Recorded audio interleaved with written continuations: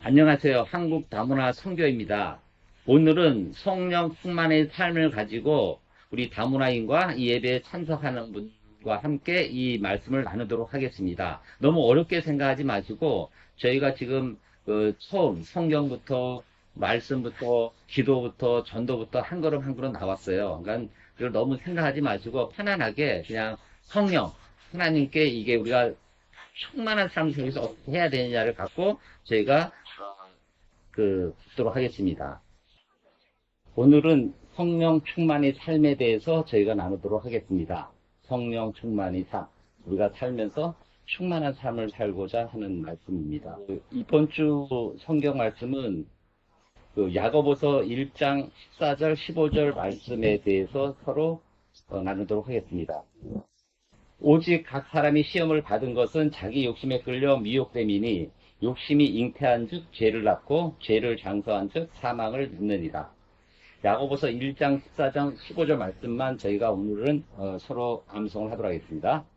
욕심이 잉태한 즉 죄를 낳고, 우리가 살면서 욕심을 많이 갖게 되는 이제 죄를 낳고 그 죄에 의해서 사망한다는 하나님 말씀입니다. 그래서 우리는 욕심을 삼가하라는 하나님 말씀을 생각하는 암송이 되었으면 합니다.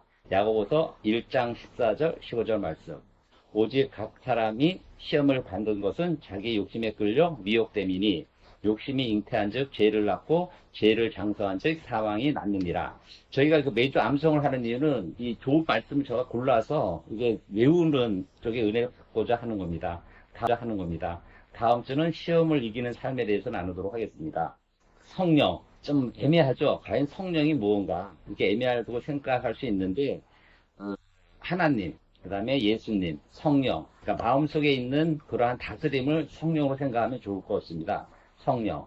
그러니까는 성령은 모든 성도 안에 있는 겁니다. 저 또한 있는 거고 여러분들 이 말씀을 들으는 우리 다문화인들과 이 예배 참석하시는 분 마음속에 있는 그 생각, 마음을 성령으로 생각하면 좋을 것 같습니다.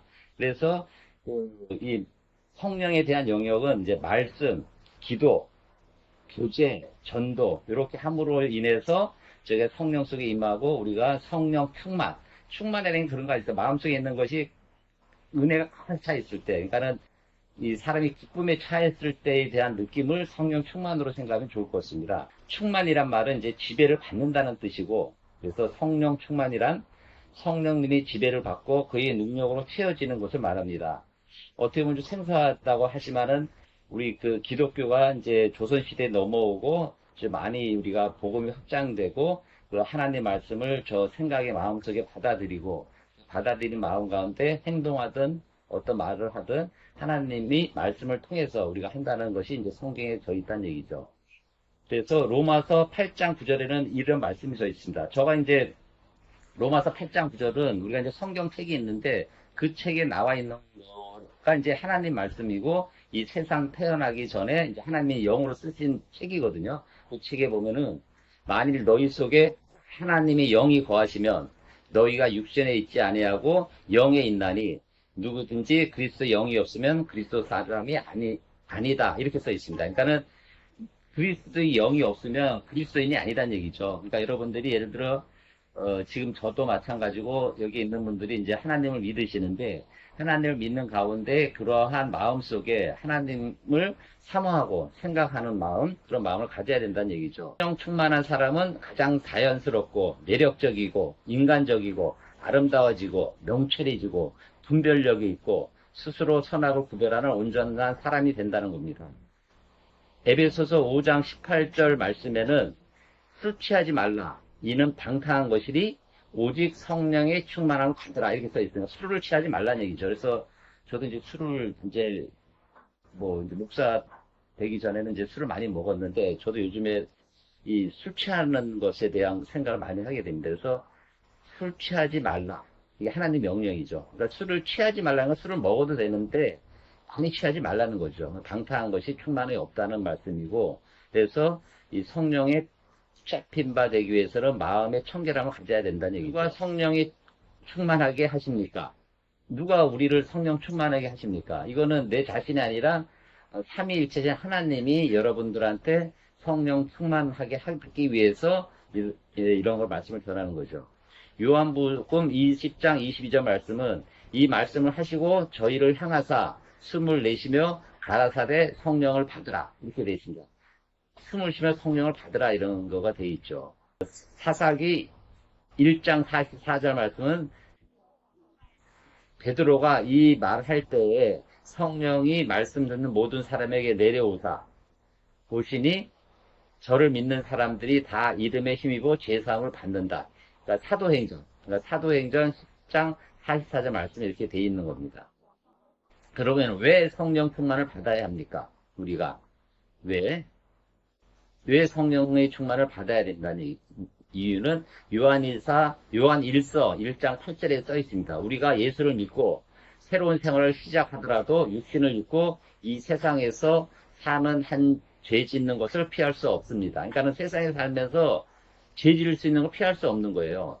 제가 이제 청년부 때 말씀드린 게 이제 오라 나는 공고한 사람이라는 제목을 갖고 사랑의 교회 옥하는 목사님이 말씀을 전하셨는데 오라 나는 공고한 사람이로다. 이 사망의 몸에서 누가 나를 건져내랴. 그러니까 세상에 살면서 이 공고한 사람, 그러니까는 세상에서 또 살면서 힘들고 하나님 말씀에 산다 하면서 또 몸부림치지만은 또 그럴 수 없는 일들, 이런들 가운데 내가 계속 몸부림치면서 그래도 하나님 말씀에 따라서 살고자 하는 그러한 것을 살아야 된다, 이런 말씀을 전하는 겁니다. 로마서 7장 23절 4절 말씀도 이거죠. 오라 나는 공고한 사람이로다. 이 사망의 몸에서 누가 나를 건져내랴. 누가 건져내겠습니까? 예수님, 하나님, 성령님이 건져내는 겁니다. 갈라디아서 5장 14절은 이러한 갈등을 어떻게 묘사합니까? 육신을 입고 있는 한 우리 힘만으로는 영적으로 결국 해결할 수 없습니다. 저희가 이제 그러니까 육체적으로 살고 또 하나님 말씀을 듣고 이 가운데 괴리감이 있는 거죠. 계속 몸부림치면서 우리는 패배할 수 없다는 얘기죠. 그래서 그럴 수밖에 없지만 우리가 계속 하나님 말씀을 듣고 변화하면서 그 말씀에 따라 그걸 살아야 된다고 저는 생각합니다. 자, 우리는 성령 안에 거하셔야 됩니다. 우리 안에 성령이 있어야 된다는 얘기죠. 우리가 하나님 말씀을 믿고 계속 산다 하지만 우리가 이제 저도 마찬가지. 저도 이제 직장 생활하고 뭘 하면서 하나님 말씀을 따뜻하게 해야 되고 또 행동이 좀 하나님답게 예수님답게 성령님답게 살아야 되는데 그렇지 못한 게 많거든요. 그건 내 안에 있는 그러한 육체적인 것 때문에 못 이겨 나는 거예요. 그래서 의인이 없다는 말씀도 성경에 많이 있는데 로마서 8장 9절 10절에는 이 말씀이 삼축되어 있습니다. 만일 너희 속에 하나님이 영이 거하시며 너희가 육신에 있지 않고 영에 있나니 누구든지 그리스도의 영이 없으면 그리스도 사람이 아니라 이렇게 써 있어요. 이게 어떻게 보면 헷갈릴 수 있는 말인데 우리 마음속에 하나님 영이 거한다는 얘기. 그럼 영이 어떻게 거하느냐? 이런 기도를 하면 돼요. 아버지 하나님, 제가 하루를 시작합니다. 제가 하나님을 믿고자 하니 하나님께 오셔서 제가 믿을 수 있도록 도와주세요. 예수님 이름으로 기도드리겠습니다. 아멘. 그러면 놀랍게도 하나님이 오셔서 함께 하시면서 육신에 있지 않고 하나님 생각을 하고 하나님 행동을 할 수 있는 그 그리스도의 사람이 되는 겁니다. 그 왜 되냐? 성경에 써 있는 거예요. 성경은 지금 전 세계에서 제일 많이 팔린 책이고 석학들, 뛰어난 철학자, 박사, 모든 뛰어난 사람이 성경을 보는 거거든요. 거기 왜 보겠습니까? 그것이 하나님 말씀이고 살아 움직이기 때문에 이건 거예요. 그래서 저희가 계속 이 기본적인 교리에 대해서 제가 계속 말씀을 나누고 있는데 그렇다고 생각하시면 되겠습니다. 자, 로마서 8장 13절 14절에 이렇게 써 있어요. 너희가 육신대로 살면 죽을 것이요 영으로서 몸의 행실을 죽이면 살리라. 자꾸 영으로서 하나님 말씀을 쫓아버리면서 이렇게 살아야 된다는 얘기죠. 성령님이 우리 안에 계실 때 우리는 기본적인 삶의 방향에 관한 한 타락한 인간성이 지배 아래 있지 않고 하나님 성령님이 지배하에 있다는 겁니다. 그래서 성령, 하나님의 영, 그리스도 이거죠. 예전에는 이제 예수님이 오시기 전에는 구약에서 하나님과의 그 관계에 대해서 했지만 예수님이 십자가로 해서 돌아가심으로 인해서 우리가 이제 마음속에 성령이 오셔서 저희가 이 하나님과 함께 생활을 하고 할 수 있다는 얘기죠. 자, 그러면은 어떻게 하면 성령 충만을 받을 수 있습니까? 어떻게 하면 받을 수 있습니까? 뭐, 복잡하게 생각할 필요 없어요. 하나님의 자녀면 되는 거예요. 하나님의 자녀하기 위해서 어떻게 해야 되냐? 하나님의 자녀하기 위해서 어떻게 해야 되냐? 아까 얘기했죠. 성령 충만의 필요를 느끼고 간구해야 됩니다. 아까 기도를 드렸잖아요. 하나님한테. 아버지 하나님, 저 성령 충만을 갖고자 합니다. 도와주세요. 예수님으로 기도드렸습니다. 아멘. 그래서 계속 성령 충만을 느끼고 간구를 해야 된다는 얘기죠. 그 다음에 두 번째, 죄를 회개하고 자신을 깨끗이 해야 됩니다. 그래서 우리가 이제 죄를 지는 거 불순종이란 거죠. 그래서 죄를 지을 수 있어요. 저도 지을 수도 있고 항상 그래요. 그럴 때 기도를 하는 거죠. 아버지 하나님, 저가 죄를 졌습니다.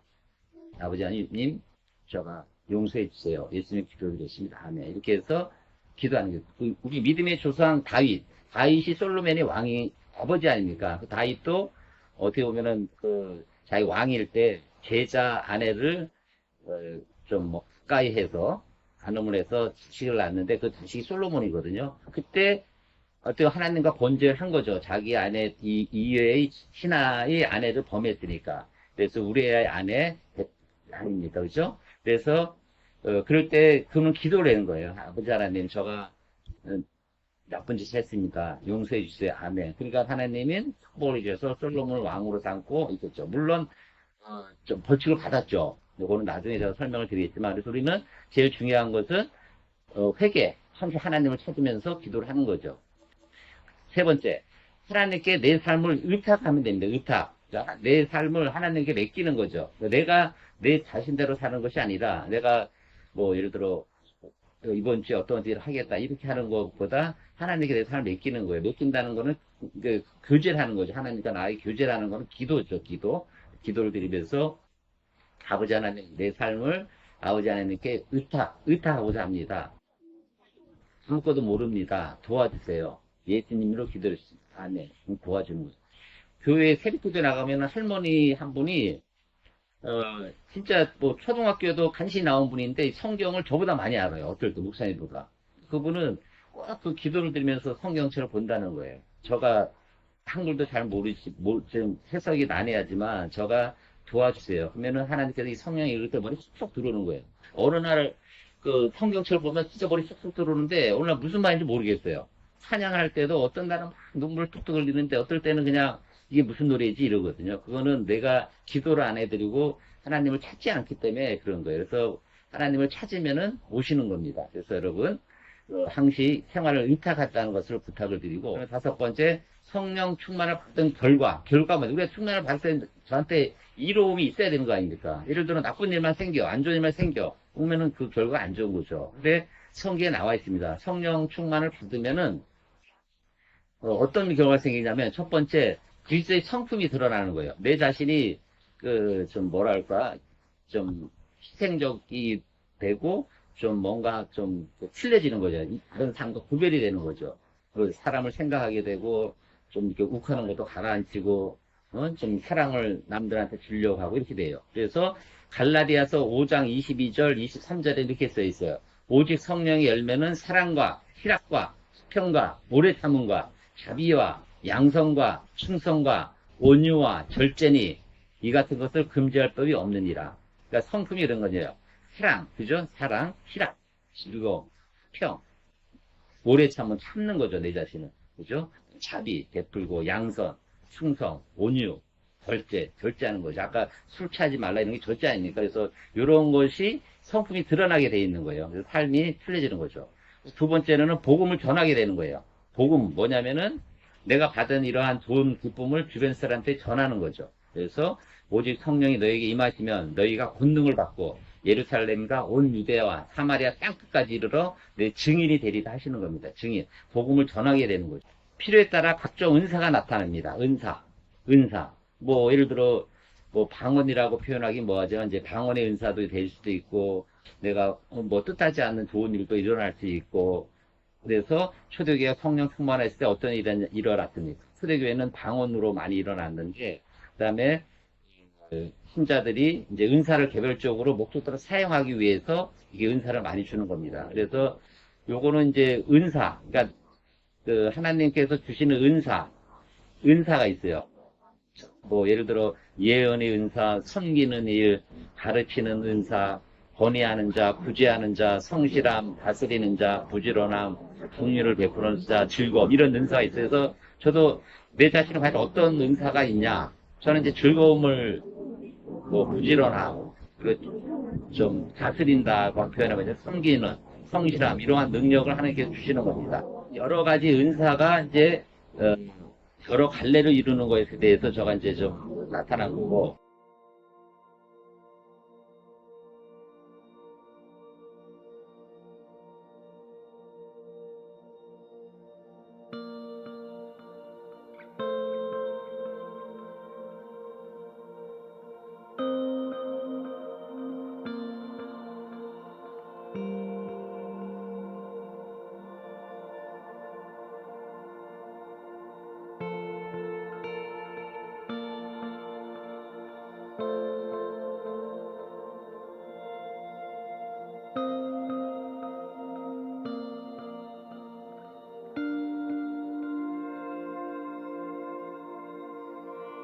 그러면 언제 성령의 충만함을 받을 수 있습니까? 언제